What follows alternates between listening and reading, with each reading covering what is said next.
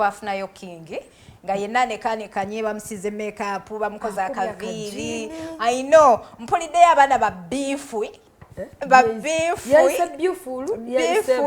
be bayaniriza Simon abakwaniriza be babiifu oba ba beautiful oba biifu tetubategedde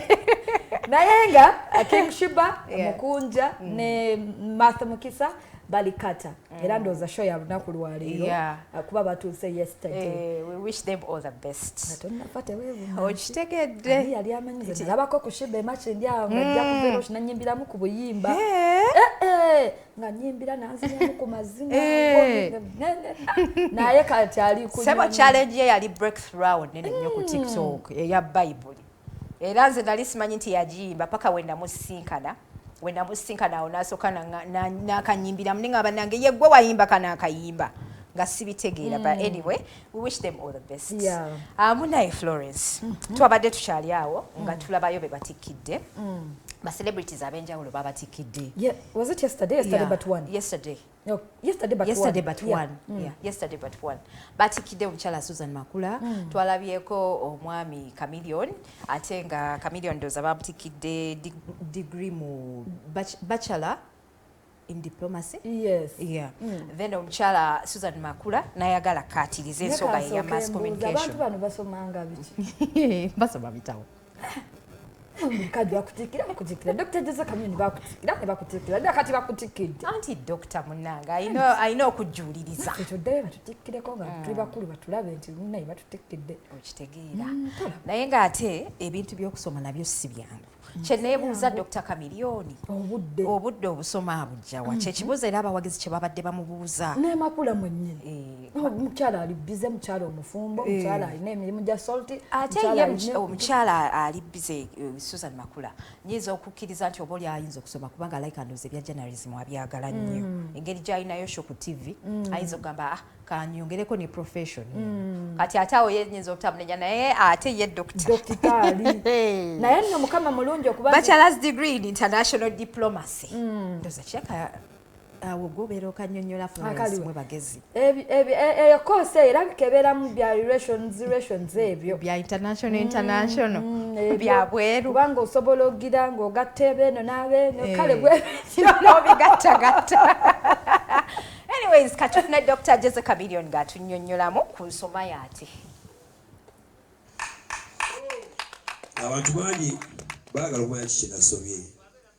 nze nina bachelor's degree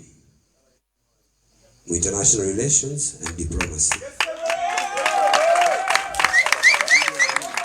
ng'ekimu ku byantwalako ebyo ebintu nensalawo nsoma international relations naalisomye ebintu ebiri akuba amazima amatuufu dadi wange yabagambye edda nze ni musajja nali mugezi mu ssomero era nkyali musajja mugezi singa siri mugezi singa simba kali mu magezi you understand ekyasinga okunsomesa ebintu ebyo is because nkyalengera obuweereza nga mpeereza ggwanga lyange so bakwano bange nagraduatinze olwokuba nkyala kuweereza abantu internationally for God and my country so see for God and my stomach straight to the point where nasoma senior 6 she creating a debate nyingi nnyo abasinga ne mulowooza n'okwatula tulubire obwa Lord Mayor weewaawo bye byali byatusomesa Uganda ine myaka 45 nkyalina bingi nnyo byenkyalina okukolera eggwanga lino ng'ogyeko okuyimba nkyalina ebintu bingi nnyo byenkyalina actually byenaakakolera eggwanga lyange tebinawera na kitundu ku bye nnabakolera so nentunula ne ŋŋamba no abasinga ne bambuuza Chameleon wasomedde wakoze oti tebikwata okubanga ngenda kusoma seetaaga kwebuuzako nti ngenze kusoma nenjayo nkutangaze nti olw'embeera ne fitina y'abantu nasalawo nze nkole ebintu nga mbikola ku lwange ng'era bigenda kuyamba nze oluvannyuma biriyamba eggwanga era nkiwa mu mutunudde olwaleero mwabadde muyinamu endowooza zammwe endowooza za sitaani mbeegayiridde babawa obutebe mutuuleko wansi bw'oba okyalina omukisa nga ne bw'oba olina envi mu mutwe ng'okyalina omukisa genda osome kusoma tekulimba ate okusoma kwa buli kadde neebaza nnyo Cavendish University kuba nagenda okwenrolling okusoma ne bantu ne bagamba Chameleon oyagala okusoma kweri bagamba njagala bagamba really ne bagamba njagala ne bagamba kale tukuwadde scholarship bakwano bange ekirala kyo kyebaliza Katonda nti nsomedde ku scholarship era bwe graduate nze benvuddeyo mbalese baŋŋamba nti oli interested okweyongerayo mu masters bagamba bange nayo nja gibaleetera. Then njagala okwebaza Musumba Bugingo.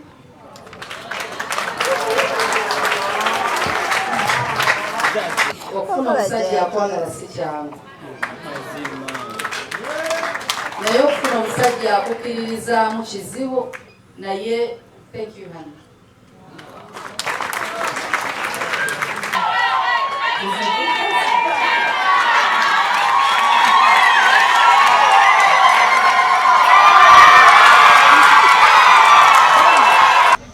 Njagala kwetondera Susan nti we nakubeera omuzibu olw'okusoma onsonyiwe kyekisembayo bw'oba oyagala omuntu yagalira ddala. We were seated in the prayer room and we decided that nobody should die and live another life. Why? Because I'm not ready to try anymore. And she's not ready to try anymore. So, but we are not going to die tomorrow. We are going to live for me requested 520. For you said how many? Because if we are to die together and I have to go to 120, you must make sure that you are also. In 1992, Pastor we yali ayatula obulokozi nali mu Pitu.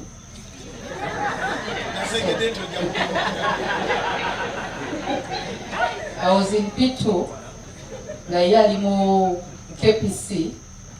nga accepting Christ as his Lord and Savior. Kati awalo age difference awo bw'aba 120 kitegeeza nza wakati twawukanamuko katini si kanene. What exactly did you want to mean?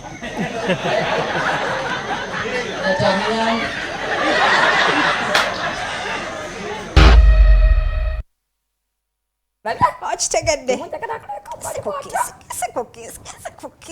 nawe ebyo bisobola bikonyomera si nnyo